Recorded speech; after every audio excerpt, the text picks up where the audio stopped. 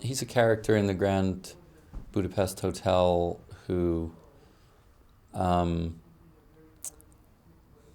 he's kind of like what Tommy Lee Jones in The Fugitive is to Harrison Ford. He's chasing the hero, but in his gut he knows that there's something not quite right about the story. He's almost like the adversary who's really on the side of the of the character he's chasing. He's kind of a he's a policeman, but he's from the old guard of the aristocratic elite.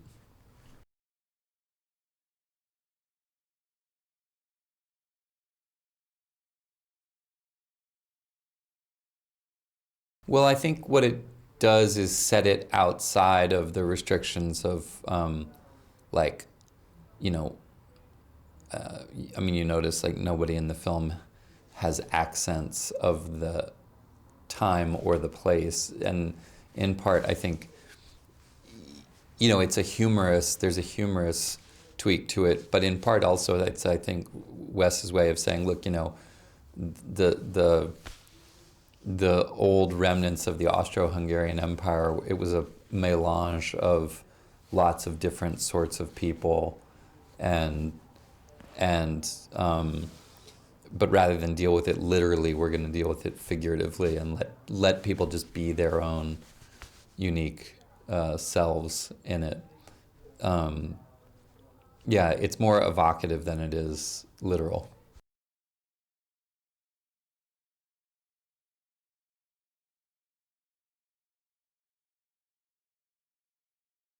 No, no, I think all that stuff's fun and fine. Actually, in some ways, the way Wes writes lends itself to a more formal or, uh, you know, kind of speech, and it's actually interesting. It's interesting to try to wrap just sort of your modern vernacular around the formality of the way Wes writes. It takes some getting used to.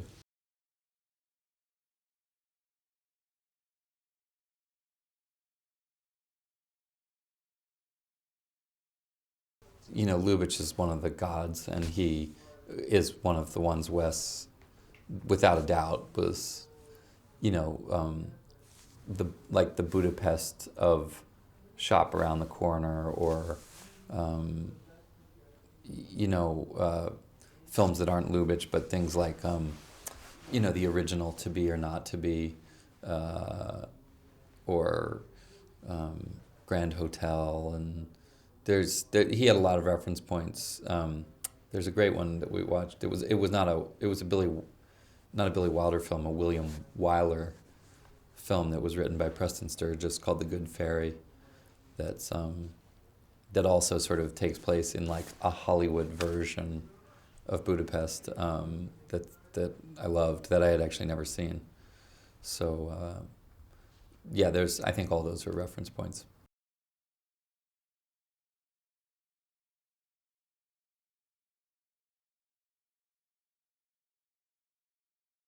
Wes creates a very appealing feeling of a repertory company.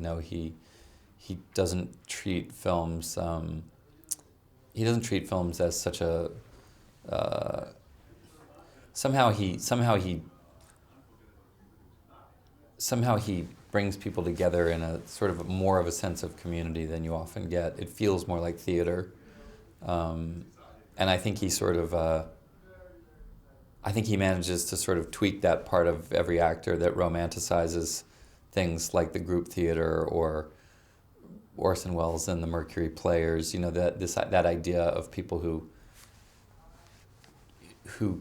work together in a recurring way, playing different roles, and it's fun. It just he makes it fun.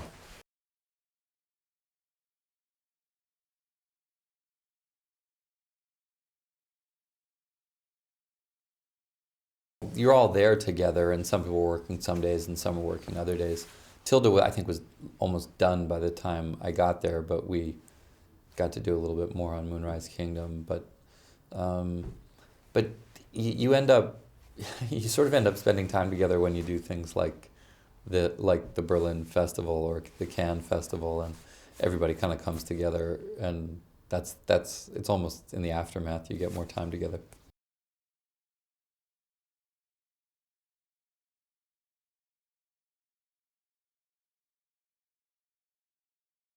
Well, but you do on the whole. I mean, we were all the way Wes ends up bringing everybody together, and you kind of, some days you work, some days you don't, and everybody's kind of hanging around in the town or in the hotel, or so actually, I think people tend to bond on as a cast on Wes's films. Everybody eats dinner together every night, so it's actually kind of more of a bonding experience on his films than most.